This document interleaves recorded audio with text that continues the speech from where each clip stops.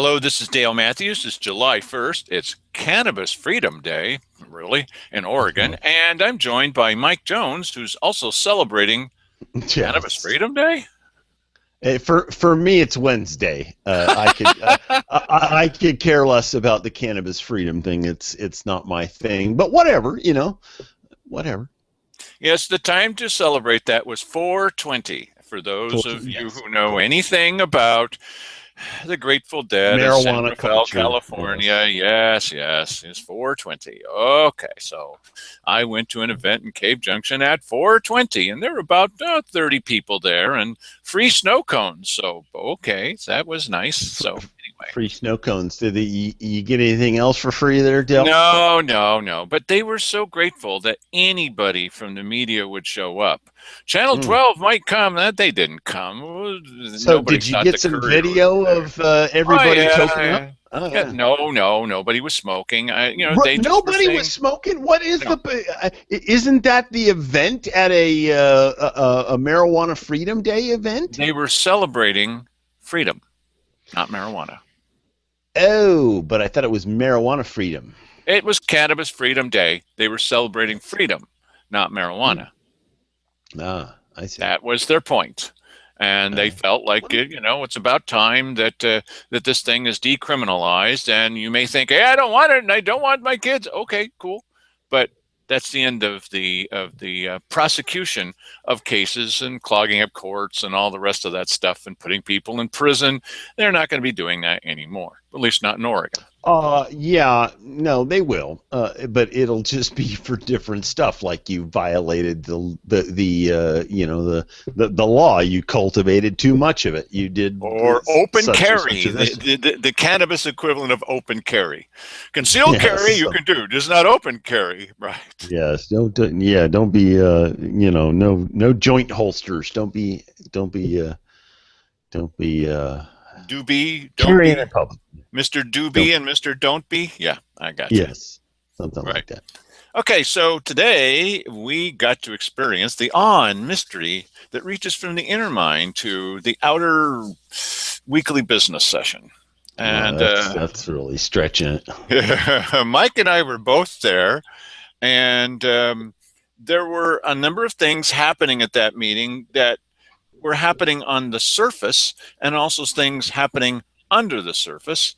And if you're doing the pattern recognition that we've talked about, you all are doing your pattern recognition exercises at home, I hope, and then you'll have a better idea of what's happening. Go ahead, Mike. So wait a minute.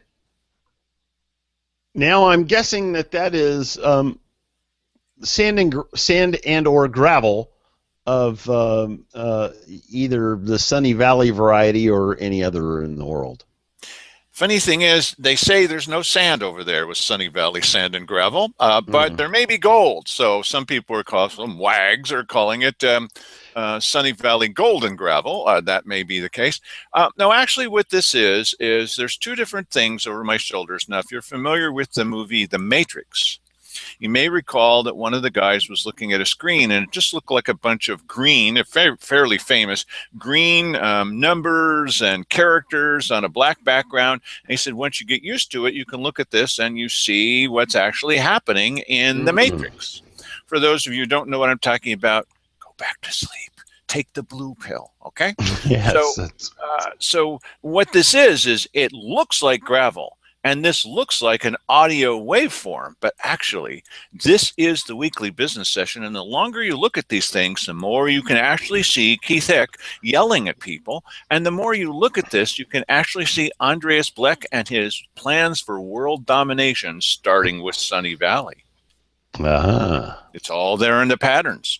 Yes, it's becoming clear to me now. Yeah, I bet it is. Yes. So that's what these things are up.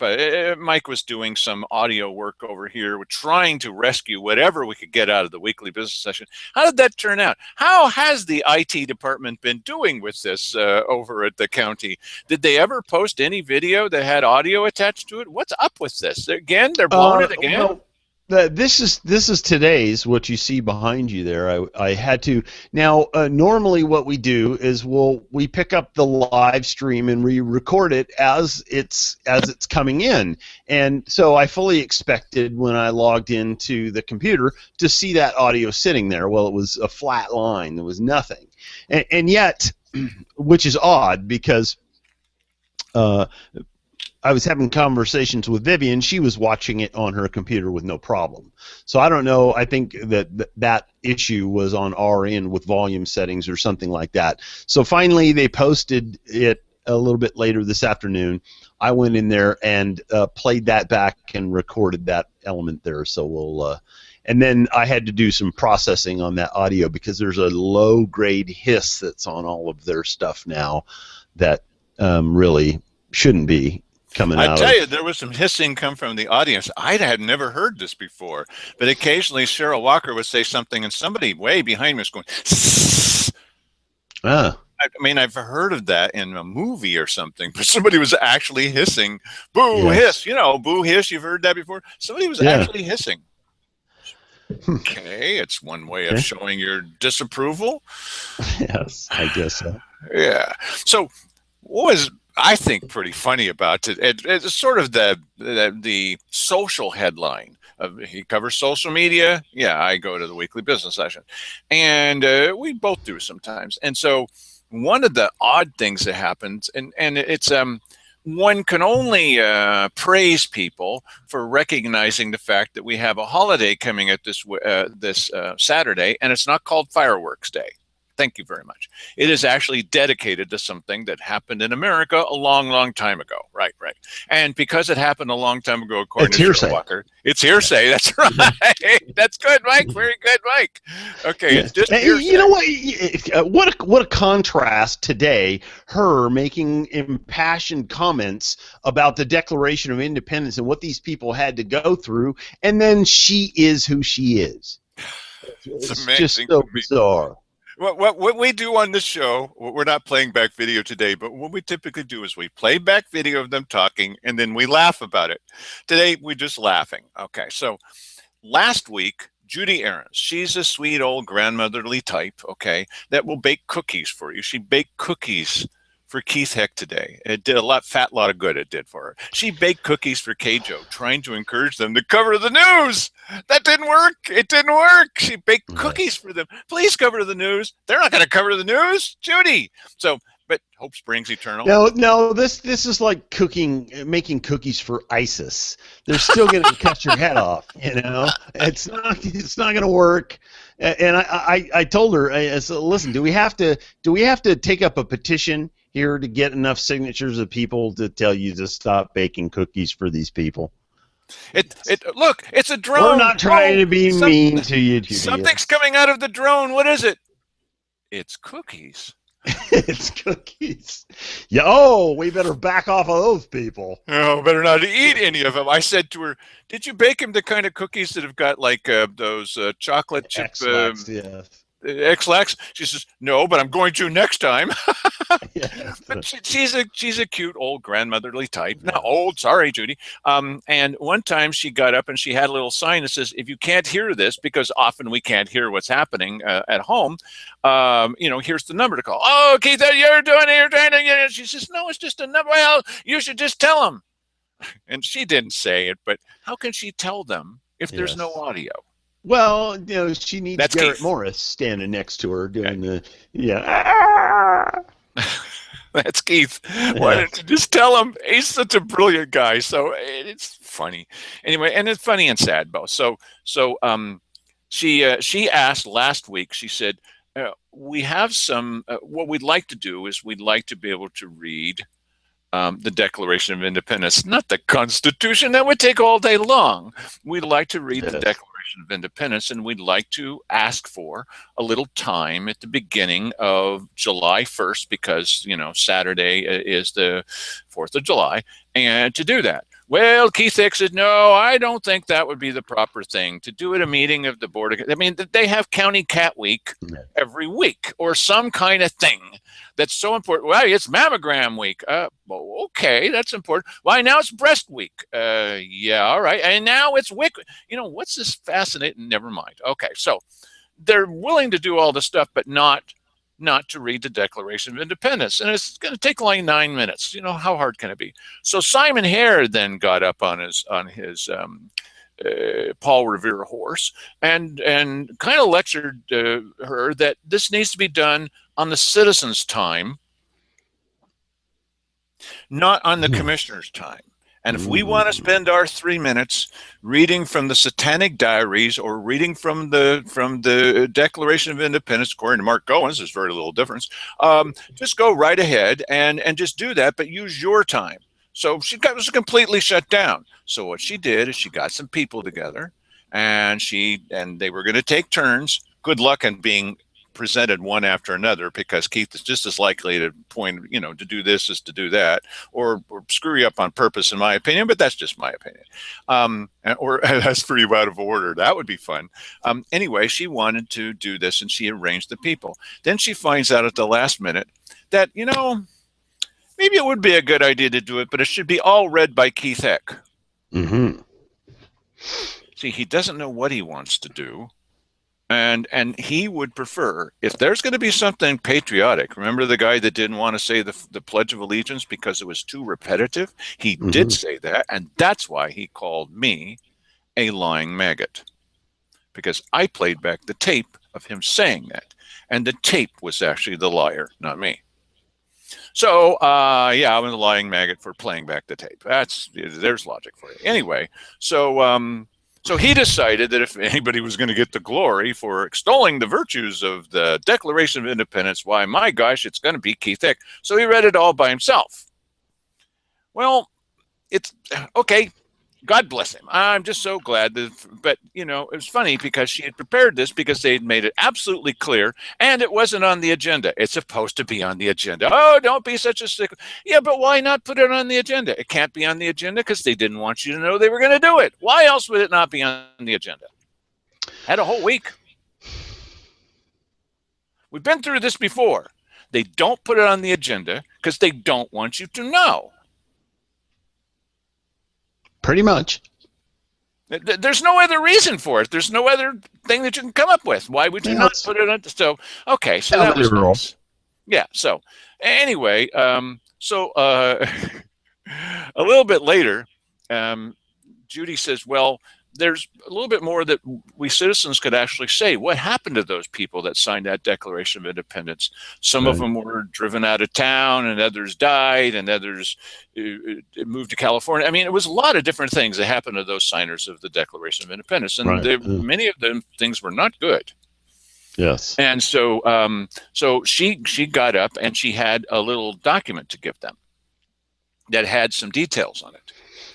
Now, got to get this straight. You got to see this in context, because there's a little tiny important thing here.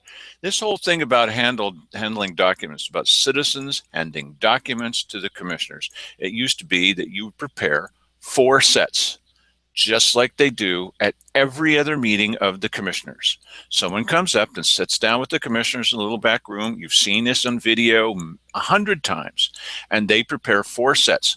One for the secretary and one for each of the commissioners. And so what we used to always do as citizens, if you wanted the commissioners to get the documentation that you have, first you give them the documentation, and then you make your speech. Because if you do it in the middle of your speech, you lose part of your 3 minutes while you're ambling up there and ambling back. Okay. Of course. So Judy goes up to give a copy to each of the commissioners and to the secretary. Now, Simon Hare came up with something when he first came in office. He made it very clear he doesn't like receiving documents straight from the hands of citizens.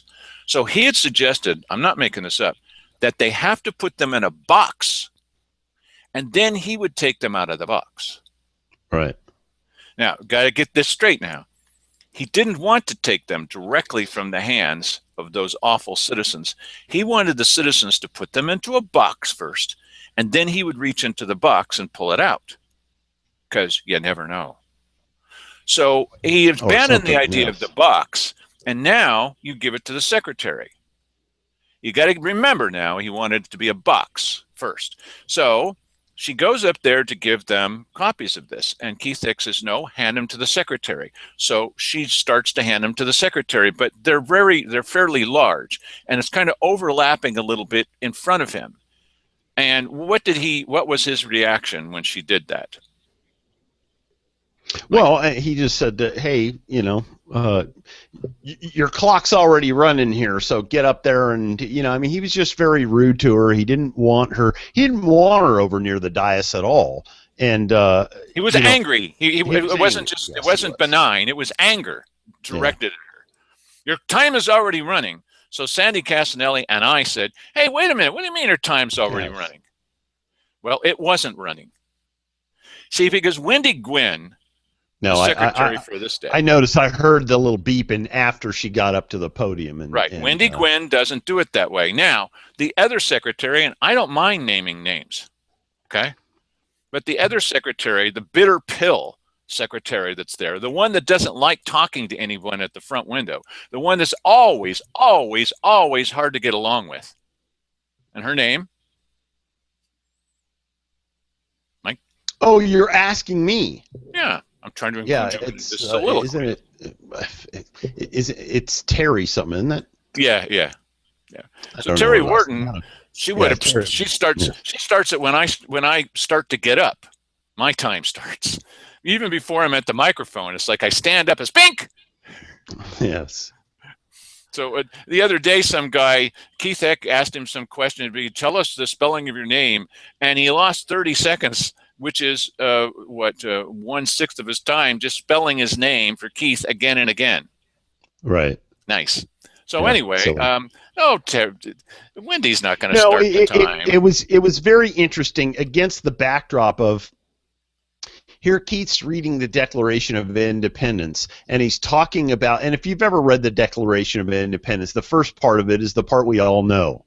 The second part of it is the long list of grievances against the King George, and they're referred to as he, and every single one of them. And I'm thinking Keith Heck as he's saying that all applies this stuff, to Keith. Almost all these things apply to Keith. And then as soon as he's done with that, and Judy wanted to do her thing, then he whips out the tyrant maneuvers. And I just thought, wow, do you not see? You really need to watch this video back, Mr. Heck, and see what a jerk you are. And she's just giving him cookies. Just giving him cookies. Just giving him cookies, and he's berate. This is what happened. Perhaps they weren't his favorites or something. Who knows? This is what happened a couple of meetings ago. When look, I know this is all social stuff, but you can stand just a little bit of social stuff in addition to the hard news about gravel. Speaking in a gravelly voice. Okay, so. Some guy had gotten up. He said, you never did answer my question, Mr. Heck. Afterwards, he was talking just to Keith, and he says, well, you could always come and visit me in my office. And the guy looks back at me, and I go, I wouldn't. And the guy says, oh, why not? And Keith's listening, right? And he said, why not? I said, well, when Judy Aarons went to go see him in his office to ask him about this thing about putting up the little thing about what number to call, he started yelling at her. I never yell at anybody. And he's yelling when he's saying it. It's hilarious. Yes. It's a comedy channel. Yes. Yeah. Most unfortunate. And I don't know, I never knew Keith Heck before, that he took this position or whatever, whether he was a, wonderful, nice guy or whatever. But I'm hoping that he was just a jerk, and has been ever since day one, because, if not, you'd have to believe that becoming a commissioner turns you into a bleepity bleep. I don't like it when you talk that way, and don't call me. Yes, but at least I don't say F and F and F or. Oh, right. I don't like that kind of language. What kind of language? And it was said by your employee, and now he's done it again. Well, I would rather have him say F you than you exist on this earth, Mr. Matthews. There's a little Hmm. social quality to this. You're never going to hear any of this anywhere else because it's the stuff that says a lot about it's the pattern stuff that says a lot about people's about the reality of what it's because when they're in front of you, yes, we very often will encourage people to speak. They don't do that, and all you need to do is see them in these little moments, and you go, "What is wrong with this guy? She just gave him cookies, and now he's always good." This is a really tough guy when it comes to pushing grandmothers around. And she didn't say anything that was awful. She wasn't out of line. She wasn't throttling him or anything. It's not very respectful at a time when they're talking about how you need to be respectful and putting down King George. Yes. He's acting like King Keith. And we got Simon Harris, the Little Prince. He's been called the Little Prince since day one, pretty much, because he's acted that way the whole time. And you know who Cheryl Walker is. So, um, the Tsarina of all Russia. So, anyway, so one of the first things that they did is they had a public hearing. This was the second of two public hearings about the Sunny Valley Sand and Gravel Company and the people out there who say that they are that they don't want to be awakened at all hours of the day and night for the next 30 years because they invested in properties out there. And they don't like the idea of these gravel trucks rolling up and down their streets day and night for the next 30 years. And they think it's going to decrease their property values. And a lady got up today and she said, not only that, but I've just been advised by my insurance company, get this, that my insurance rates are almost certain to go up. Why? Because it's now an industrial road. Right. Yeah. Oh. Yeah, that's very interesting. And how is it that your insurance company stays right on the cutting edge of these things? They know before it happens that it's apparently going to be, a commercial road, and somehow that's going to allow them to squeeze a few more bucks out of you. I find that to be amazing. But you know what? I noticed that the tone of today's thing with this Sunny Valley people was much more emotional than it had been in the past, because this is kind of the final hearing in the in the weekly business session, and then it goes out to the other body, which is Luba, I guess. Yeah, what And happens is Luba has already said no to a couple of their pleas because they figured they put in everything they could. And the easy ones were tossed out. But now they've got some harder ones that are there that Luba, Land Use Board of Appeals, will have to decide on. And they know it's absolutely no use to talk with these commissioners. I talk to them, they say, we already know that, but we want to get our objections on the record. And this thing about the insurance bill, that's pretty tough. And I don't know how you feel about it, but what would you think if your property value and your value of life seem to be kind of going down the drain because they've now going to redesignate your community as no longer a residential community. Now it's an industrial center. Yeah, and I'm not sure that that's what's going on, but That's what happened today. That the road, I guess, includes some commercial, designation to it, and that's Right. why I don't. Well, that's I what don't today know was that the about. whole areas. They're just redesignating the entire area. It's no longer rural residential. Rural residential. It's now commercial.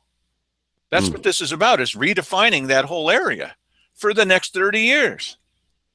So that they moved into a residential zone where they have homes and children and, quiet walks and moonlight or whatever.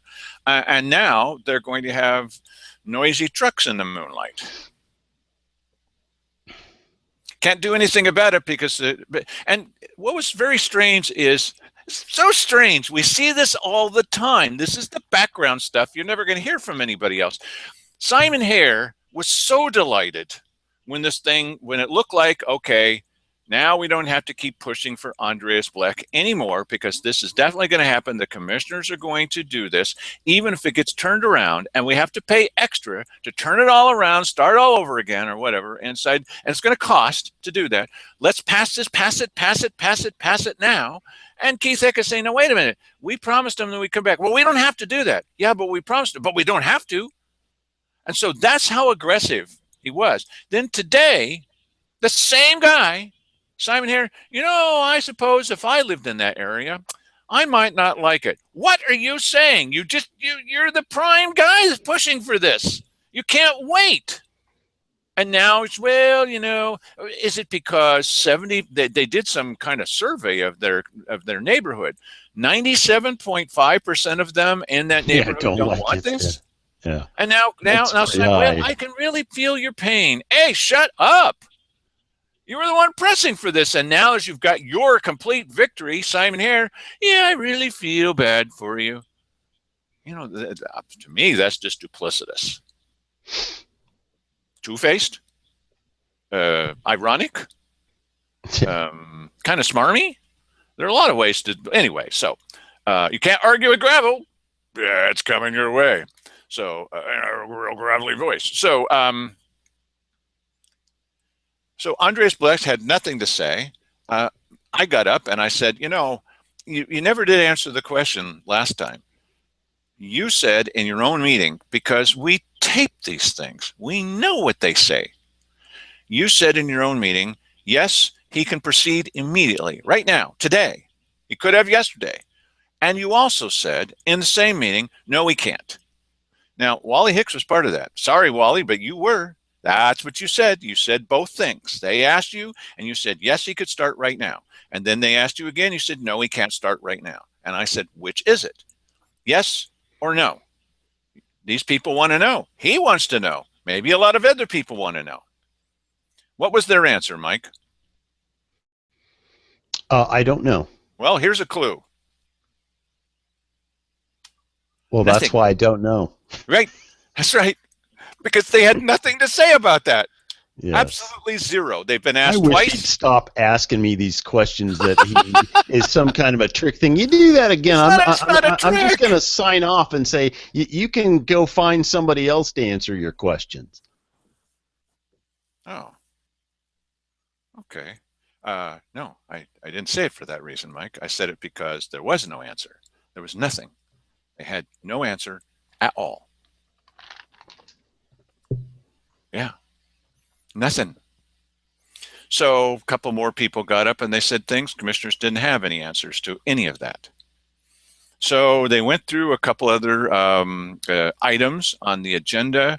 Some of them were big, some of them small. They're going to be having a meeting tomorrow. It's going to be they touched on this briefly. It's going to be a meeting about emergency procedures, what they're going to do if there's a fire.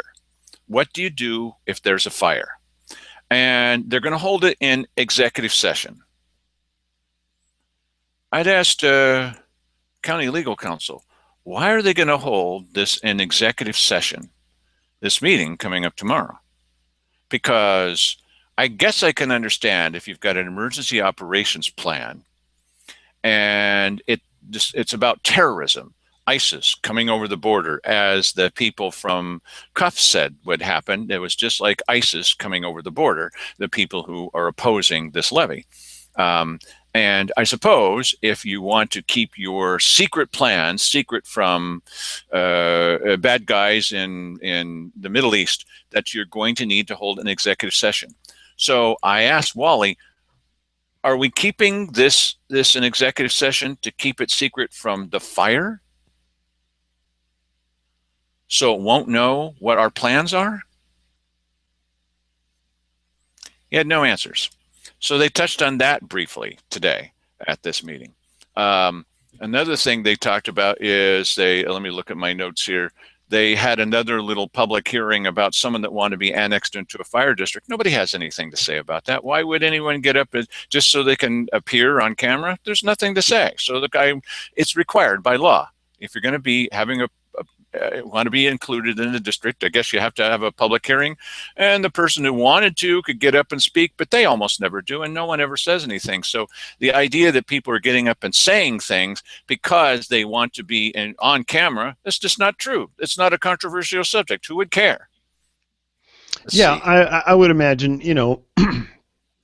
and I understand. And who would object to somebody wanting to be, let into the fire district for crying out loud? And they're perhaps just trying to escape, the high cost of rural metro or something.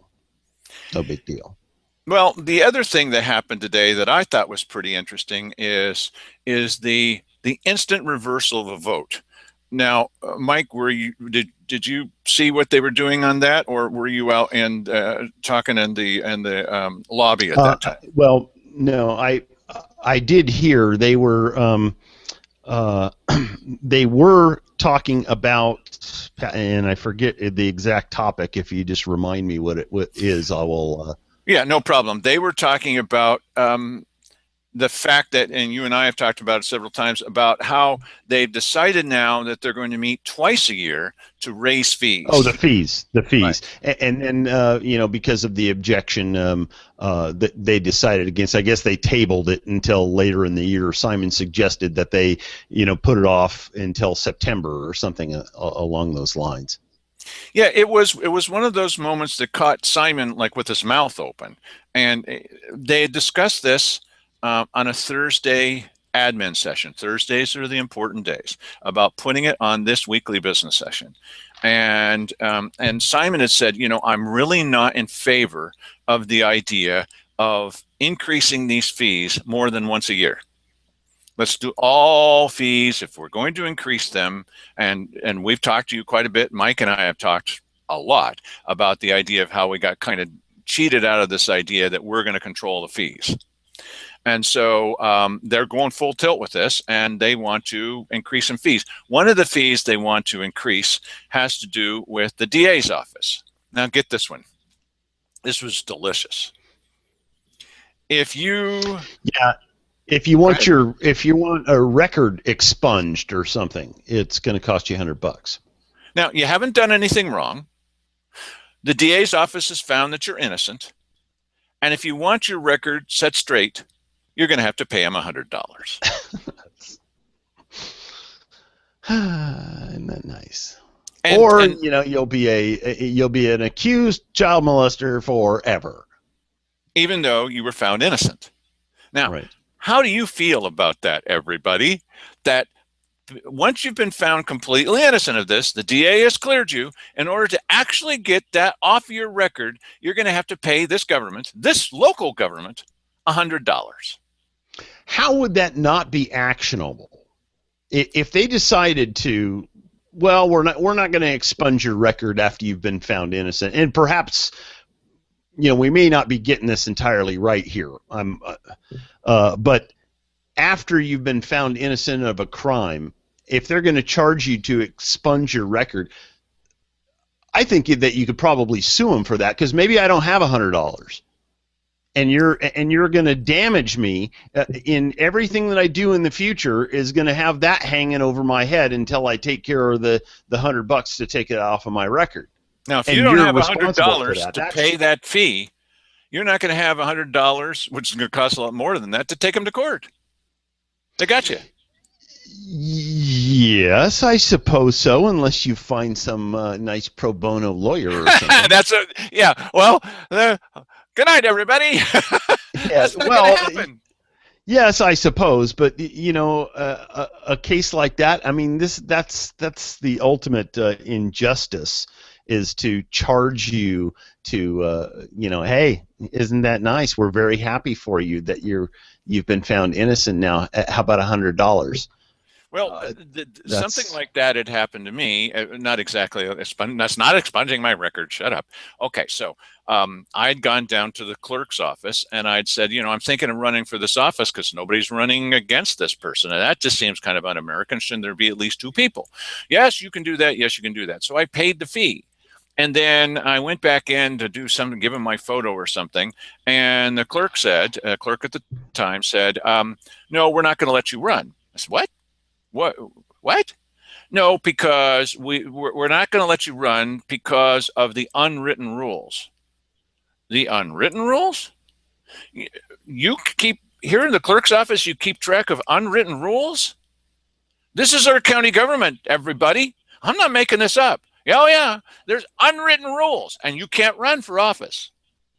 Now, I went around to every law firm I could find here and in Medford, and I said, what do you think about that? Wow, that's terrible. Well, I'd like to do something. No, no, no. We got to work with the county.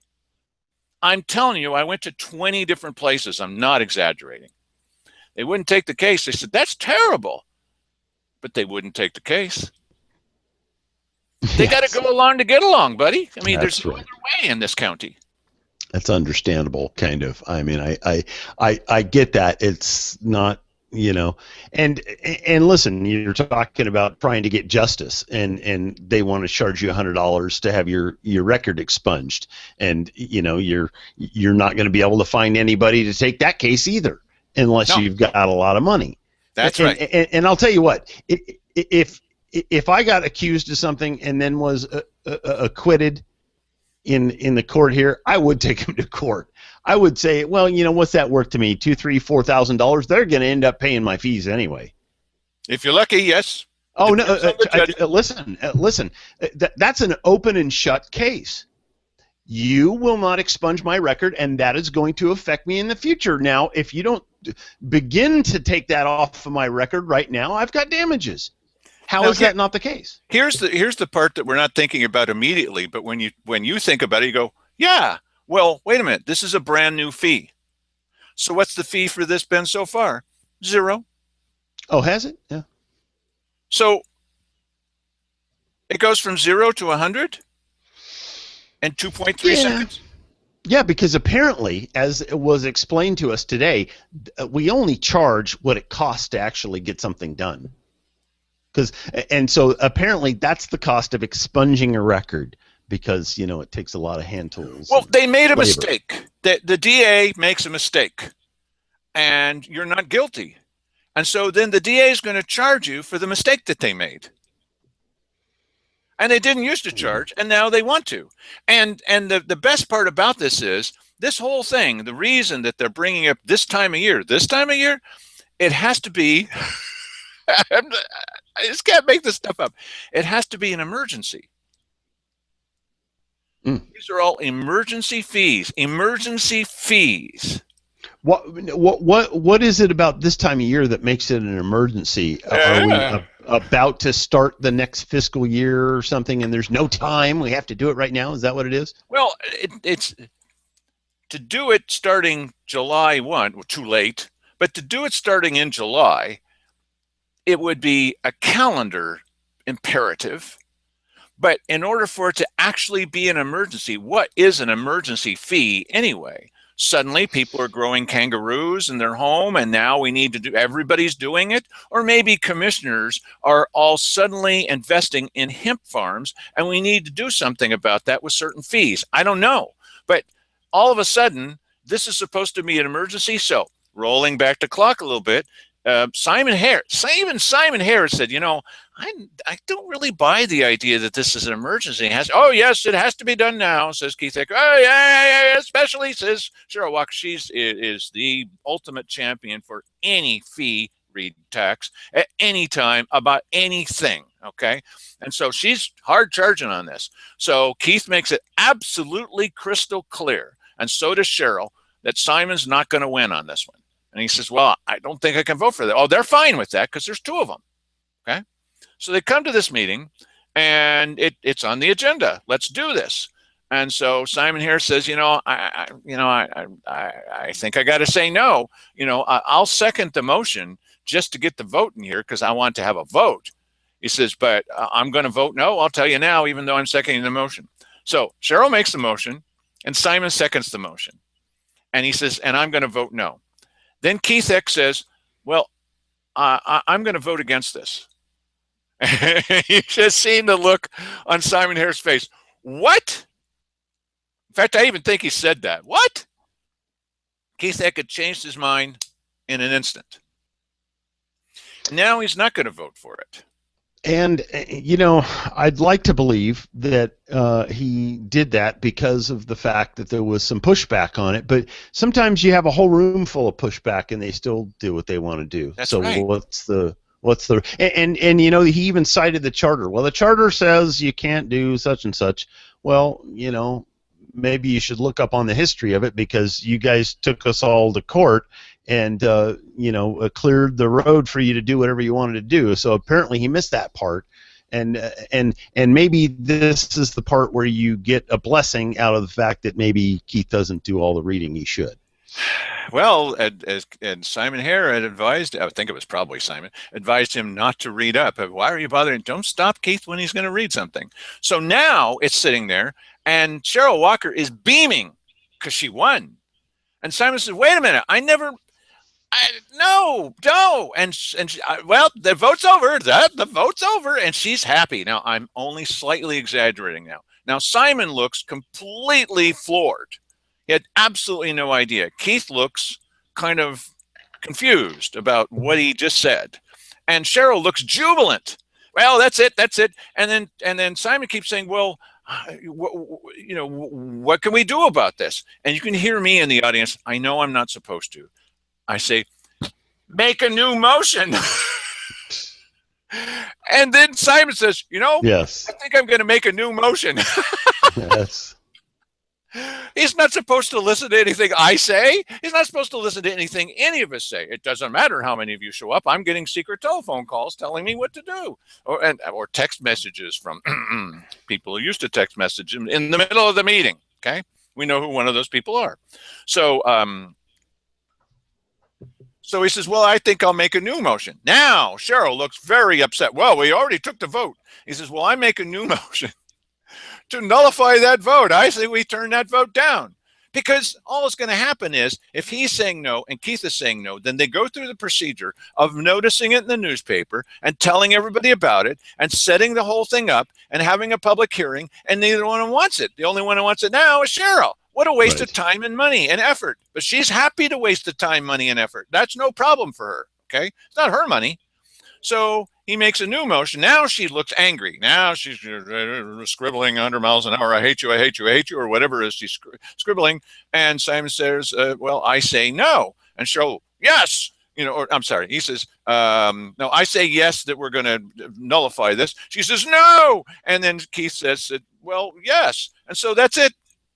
Yes. The emergency is now over. Yes, but listen, I mean, to understand why Cheryl is this way, you just need to roll back a couple of weekly business sessions where she, talked about how stupid the people of the county are, and if they want to have, services, they're going to have to start paying for them. And basically intimating that they're too stupid to understand that this is how it works. And so she's wanting to get whatever income they can possibly get, and anything that's going to stand in the way of that is something that's the enemy, I guess. Well, I understand part of the justification for fees, okay, and Sure. it's not all black or all white. But here's the point: you go to get a copy of something at the front desk. If you're lucky, you get the nice secretary, okay? And she's forced to tell you it's going to cost you 25 cents per page. It doesn't cost 25 cents per page to make that, because they do it down at Staples. We've talked about this already. Sorry, it's just repeating for some of you. They have overhead lights, they've got employees, they've got retirement, they've got everything you can think of, and they can still do their copies and make a profit for selling them to you for 5 or 6 cents a page. Now, our county... And they're paying money for the building that they're in, too. Don't forget that. And insurance. And the county's getting that gratis. Right. Now, the county, in our case, we're paying the salary of the secretary that's about to make the copy. We're paying for the toner. We're paying for the paper. We're paying for the machine. We're paying for all of it. We're paying for our buses. We're paying for their insurance. Yes. We're paying for everything. And they're still saying, well, there's an extra fee, an extra tax that's going to be added on here, 25 cents for every single page. And by the way, it's state law. They'll be happy to tell you that we can only charge you what it costs. We can't charge you any more than that. So What's this Yeah. with the fee-based economy? It's a tax-based economy. We're already paying for it all. Why are we paying again?